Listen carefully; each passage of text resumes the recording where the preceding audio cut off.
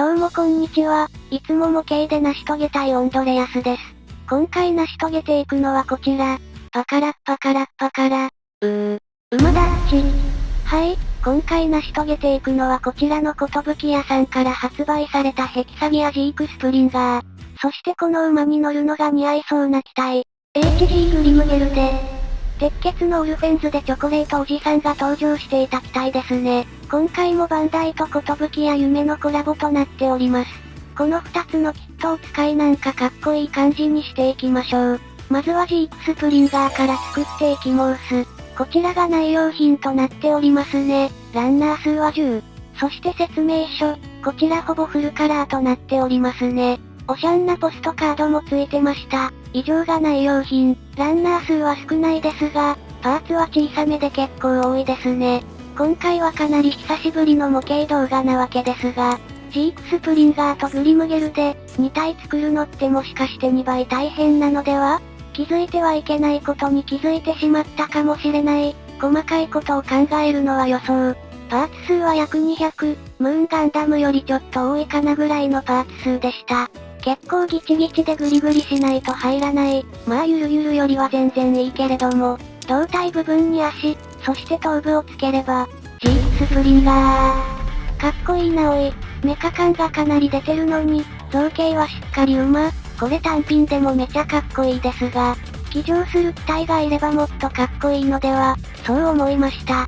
ちなみにこちらは通常版ですが、ジークスプリンガークイーンズガード仕様という、赤いバージョンもありけり、付属のエフェクトを尻尾に取り付ければ、突撃形態みたいにすることもできますね。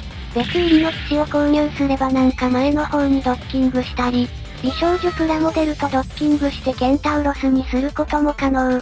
続いてグリムゲルデを作っていきましょう。ランナー数は6と少なく、非常に作りやすそうですね。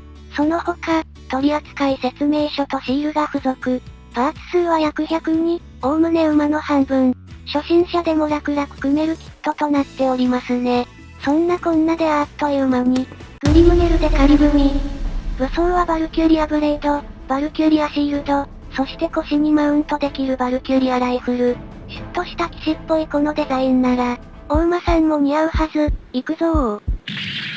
じゃあ、どうでしょうか。もうかっこよくなる予感しかしません。当初は R ジャや、もしくはジャンでやるつもりだったのですが、その2機はお馬さんに対してでかすぎたため、不採用といたしました。さあここから手をかけてさらにスタイリッシュに仕上げていきましょう。まずハンドパーツがこの開いた持ち手しかないので、ビルドナックルズ角からグッとした握り手を拝借。さらに MSG からなんだかいかつい開き手を両腕分拝借。はい、これにより強戦士っぽいポージングが取れるようになりました。強戦士、そう、今回はこの機体なんだかフェイトのバーサーカーランスロットに似ている気がしたので、バーサーカーランスロット、略してバサスロをイメージして作成していきたいと思います。はい、ウサ耳をパージし、ランスロットのような切れ込みを入れました。ランスロットといえばガトリングガン、もちろんご用意いたしております。いいサイズ感だ。そしてこのガトリングは、すげー。付属のモーターで回せるんですね。続いてランスロットの剣、アロンダイトを作りたいんですが、これはもう自作するしかないので、裏でこそ弁していたブレンダーで 3D データ作成。教材が多数あるので割となんとかなった。ブレンダーの扱いについて説明し出すと多分5時間ぐらいの動画になるので割愛。作成したデータを 3D プリンターで出力するためのデータに変えるソフトに出力。あれ、僕のアロンダイトどこ？ここ？あったあった。ちっちゃいなおい。サイズは 120mm ぐらいにしときましょう。もし合わないようなら再出力いたす。サポートをつけて出力、レッツゴー。久方ぶりの 3D プリンターさんのお務め、ちゃんと動いてくれるんでしょうか。おお、ちゃんと動いてます。存在忘れててごめんな。5時間後。どんだけ時間かかるねん出力が完了。果たして結果は、アロンダイトやー。ヘラでアロンダイトを剥がして参ります。ここ破損させそうでめっちゃ怖い。しっかり洗浄、不安だったので UV ライトでさらに硬化させ、サポートを外し、表面処理、スパイクの先っちょを切り取り、どっか行きました。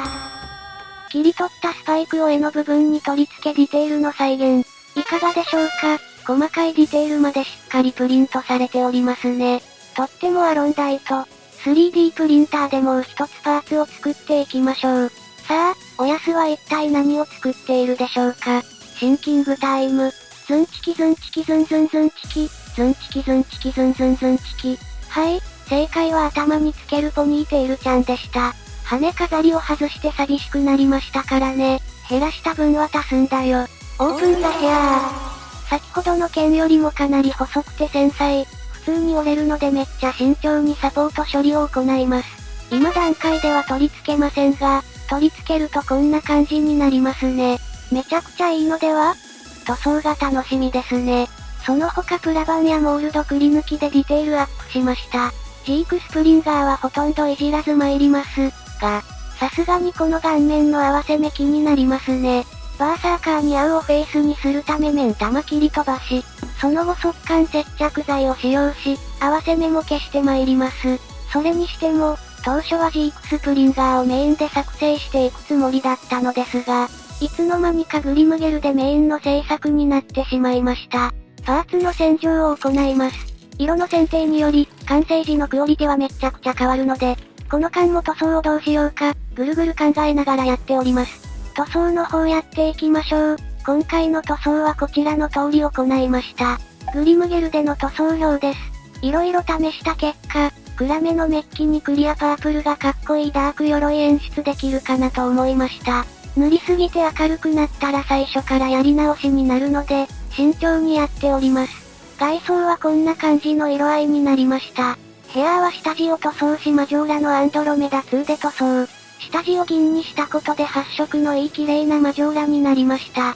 バーニアエフェクトはランスロットが戦闘機から出していたバーニアの色を再現。馬とガトリングはややメタル真っ黒にしました。あくまでこの2つはランスロットにジャックされた武装として扱います。エナメルレッドでビキビキを演出。レッドの上からマゼンタを塗ることでより真紅に染め上げました。エナメル溶剤で不細工な場所は拭き取り修正。赤のキラキラテープを使い、強戦士らしい目力を演出。このままでも十分ですが、レジン液を使い、保護プラスさらに光沢を与えより鋭い眼光に昇華。かっこよすぎか？いいのができる予感。